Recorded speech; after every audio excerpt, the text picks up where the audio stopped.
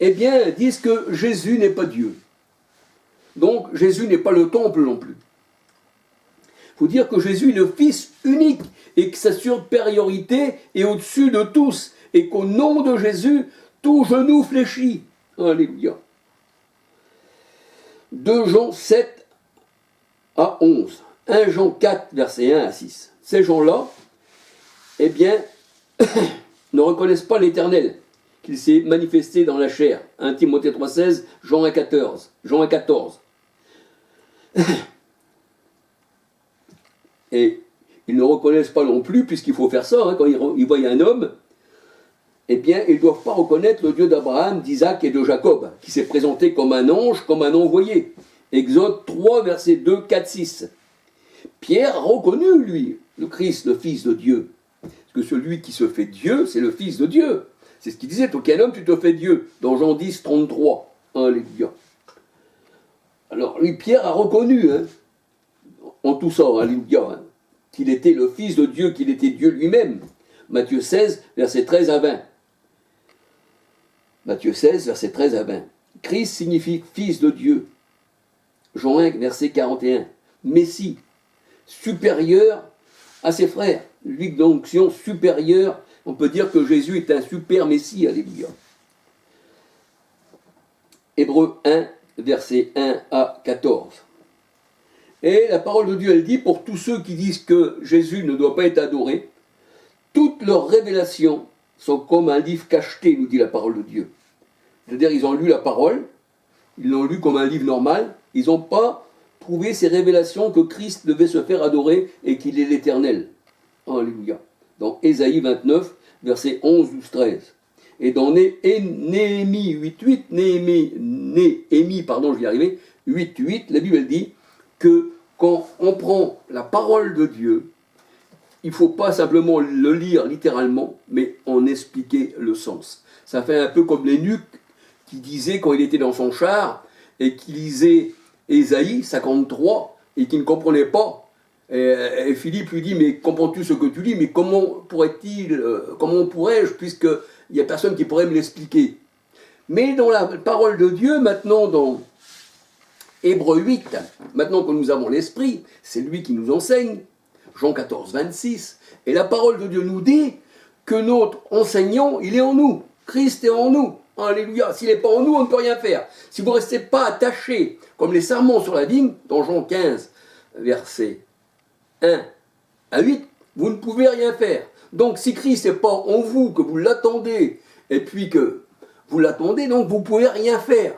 Parce que c'est poussé par l'Esprit du Christ, Romains 8, 9, alléluia.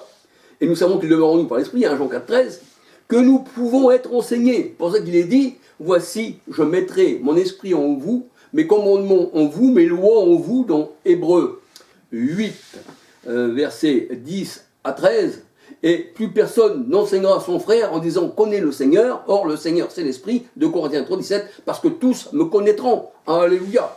On peut encore aujourd'hui partager. Alléluia. On peut encore aujourd'hui partager. Ce n'est pas interdit par le Seigneur. Mais il y a en nous celui qui nous enseigne.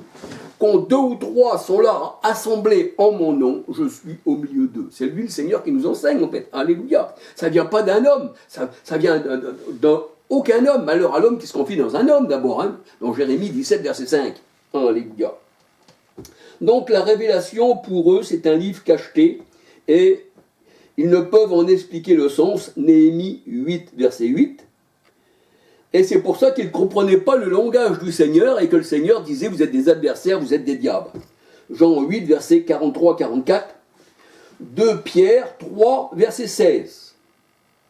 Et la parole de Dieu nous dit que Dieu a rendu témoignage à son Fils. Et oui, une voix se fit entendre et il rend témoignage à son Fils. On voit ça dans Matthieu 3, 16, 17. On voit encore dans Jean 5, versets 36, 37, 38, 39. Alléluia. Matthieu 16, versets 13 à 19. 1 Jean 5, versets 1, 10, 11, 12, 13. Alors quand le Seigneur a dit, voici mon fils bien-aimé, écoutez-le. et qu'il est supérieur au-dessus des anges, parce que c'est l'Éternel qui dit ça, dans Hébreux 1, verset 6, et que tous les gens de Dieu l'adorent, alors on fait Dieu menteur, hein. C'est ce que nous dit la parole de Dieu. Hein. Si on ne reçoit pas le témoignage de Dieu, on fait Dieu menteur. 1 Jean 5, versets 1, 10, 11, 12, 13. Alléluia. Donc je ne veux pas aller plus loin, frères et sœurs. C'était pour vous expliquer que Christ, eh bien, on reçoit de sa part, par révélation, qu'il est le Dieu véritable et la vie éternelle. Et s'il est le Dieu véritable et la vie éternelle, comme le dit la parole de Dieu, et que Dieu lui-même dit que tous les anges de Dieu l'adorent, et puis qu'il a rendu témoignage, écoutez-le, dans tout ce qu'il vous dira, et c'est mon Fils bien-aimé, en qui je suis, en qui je me complais, car Dieu était en Christ, de Corinthiens 5, 19. Alléluia. Et de ce fait, Jésus, Matthieu 1, 23, qui est éternel avec nous, comment pouvons-nous pas l'adorer? Alléluia. Eh bien voilà, frères et sœurs, que le Seigneur vous bénisse, alléluia, abondamment. Alléluia. Gloire au Seigneur qui nous donne, eh bien, ses révélations. Alléluia. Parce que sans révélation, le peuple est sans frein. Eh bien, que le Seigneur vous bénisse, que le Seigneur vous garde. Et à la prochaine vidéo, ça c'est simplement un aperçu que je fais de la parole de Dieu sur le Fils. Mais, comme je vous ai dit, je veux faire vraiment...